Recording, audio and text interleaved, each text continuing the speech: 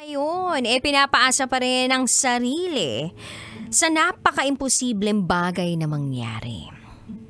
Hiwalay na sila ng kanyang asawa, but not in papers dahil wala naman daw divorce sa Pilipinas.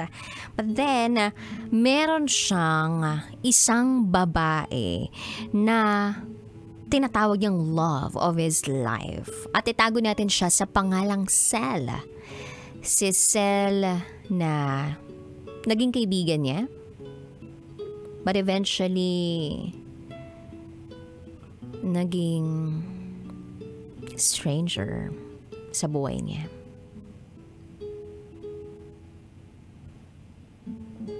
Hindi pa makamove on si Onak. So pakinggan na natin yung mga kabisyo natin. Nag-share na kanilang mga thoughts, comments, suggestions, and violent reactions. Ito po ang sabi ni Myra Dar. Para sa ating secret file sender, tulog na, hayaan na natin sila. Charot with harot. May mga bagay talaga na hindi dapat natin ipagpilitan dahil darating yung time na masasaktan tayo. At kung gusto talaga natin yung tao, dapat ready tayo kung anong dapat maging resulta at huwag masyadong mag-expect kasi nga masasaktan ka lang. Maging okay ka rin or magiging okay ka rin at may taong nakalaan para sa'yo. Salamat DJ Rocky from Myra Dar. Hindi dapat ipagpilitan dahil pag pinilit, masakit.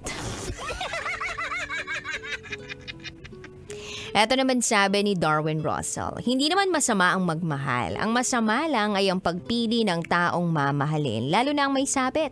Sana patawarin mo ang sarili mo at tamang tao na ang mapili mo panghabang buhay.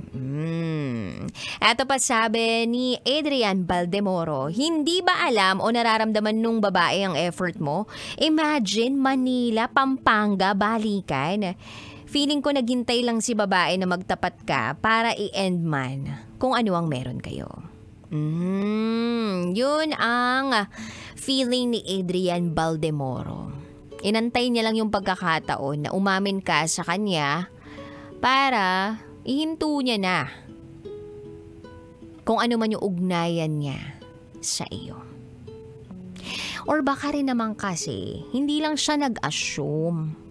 Diba kasi normally, kailangan ng verbalization. Kumbaga, ayaw naman natin na asumera lang tayong mga babae. Gusto natin na marinig mismo sa bibig ng taong gusto natin na gusto tayo.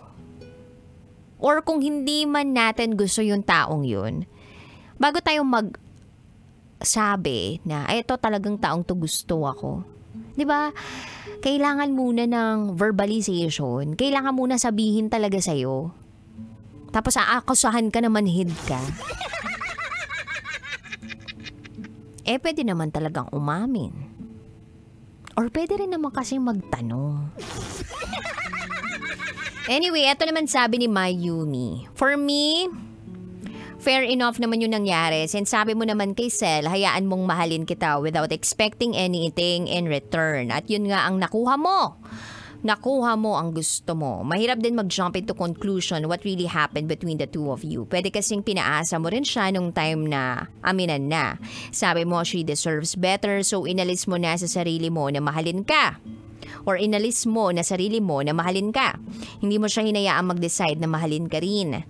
Nasaktan din yung si girl para sa akin. Kaya nasabi niya na tandaan mo ang araw na to. Anyway, ganun talaga. All is fair in love and warm. Who knows, may second chance pa, pero hindi siguro this time. Kung may pera ka, pwede mo namang asikaso yung annulment para if ever magkita uli kayo ni Sel o magmahal ka uli, wala ka nang sabit. At hindi mo na sasabihin dun sa girl na you deserve more. Kasi hindi ka ba deserve na mahalin ng isang babae? Yun lamang po DJ Rocky, shoutout po sa Team Rocketeers from Mayumi.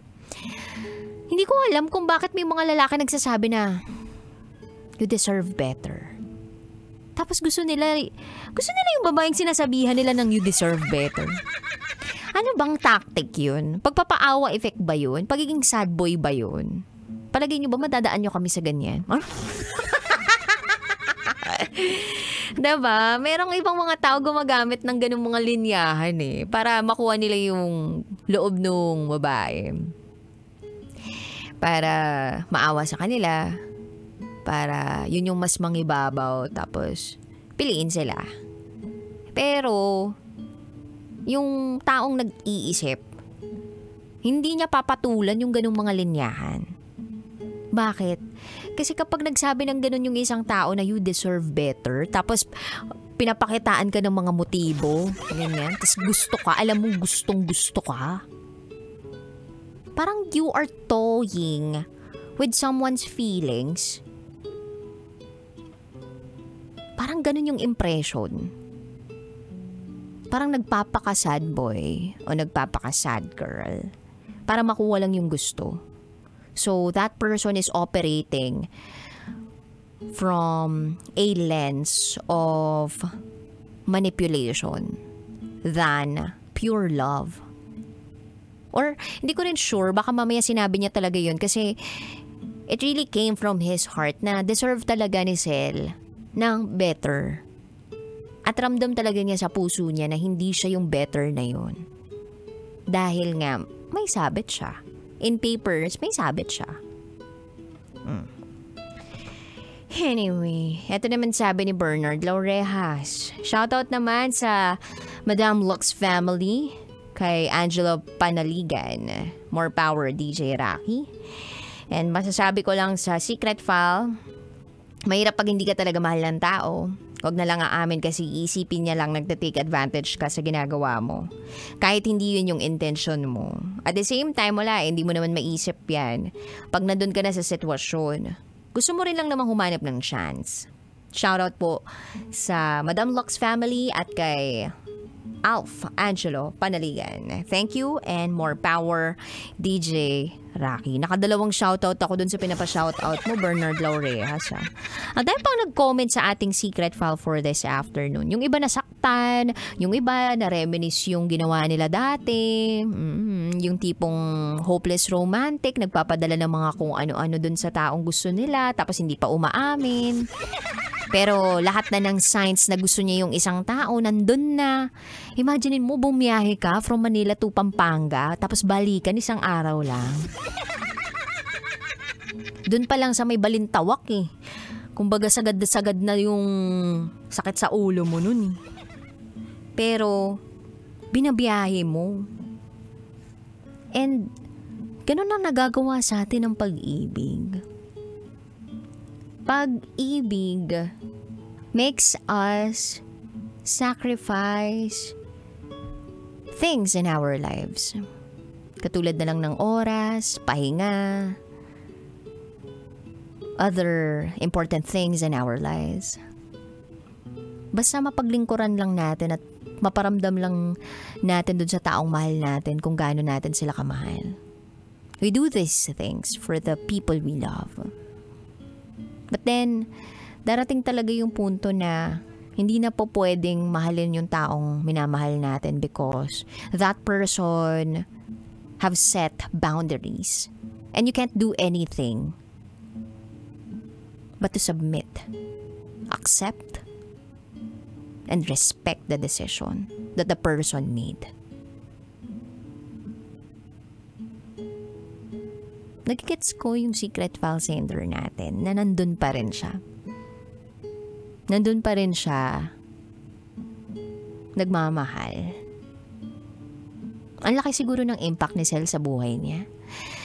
Hindi ko alam kung kailangan niya ng advice or kailangan niya ba ng words of encouragement na, uy, harot-harot din pag may time. Pero parang hindi naman Hindi ko sure kung tama yung pagkaka-interpret ko dun sa nabasa ko kanina na sabi mo nga maloko ka rin, hindi ka nagmamalinis, once a cheater, always a cheater. But maybe, since alam mo na to sa sarili mo, focus on developing yourself. Kung alam mo ng asshole ka, wag mo nang panindigan na asshole ka forever. Di ba may tinatawag tayong character development? Malamang may nakita rin naman sa'yo si Sel na mabuti. Kaya kanya kinaibigan, kaya tinanggap ka niya na parang pamilya, sabi mo nga sa secret file mo. Kaya nga, nagkaroon kayo ng masasayang alaala eh. Kaya nga nakabuo kayo ng happy memories, diba? So, marami kang magandang katangian. Pero baka hindi lang talaga, alam mo yon, match yung katangian na meron ka dun sa hinahanap ni Sel. Kasi kung gusto ko pa rin niya hanggang ngayon, edi sana hindi siya bumitaw. Hindi siya nawala. Kung kinakailangan mo ng eksplanasyon mula sa kanya kung bakit siya nawala, tanungin mo ulit yung sarili mo. Kailangan ba? Ikakapayapa ba ng kalooban mo na marinig kung bakit siya nawala? Kailangan ba ng closure? In the very first place, wala naman talagang opisyal na nasimulan. Yun yung mahirap no? Yung walang closure. Yung inyo. Yung alam mong naging, alam mo yun, inyo yung pagkakataon. Pero, hindi mo naman mapalangalandakan sa lahat ng mga tao na nagkaroon ng pagkakataon na merong inyo. Alam mo yun? Kasi nga hindi naman siya legal. Tapos bukod sa hindi pa legal, hindi naman talaga nag-materialize na opisyal na, oo, kayong dalawa, yung ganon. So ngayon, naghahanap ka siguro ng mga sagot sa tanong. Pero di ba ito naman yung hiniling mo? Ito yung hiniling mo. At ito yung alam mo. Sel deserves better. And if you don't think that you are better for her, up until now, then you just have to let her go. But if you think you are now better, baka po pwede pa. Marami ka ng mga biniyahe para tumigil o huminto na magmahal uli. Marami ka ng isinakripisyo para hindi magmahal uli. So ano pang naghihinder sa'yo or what's stopping you from doing these things again?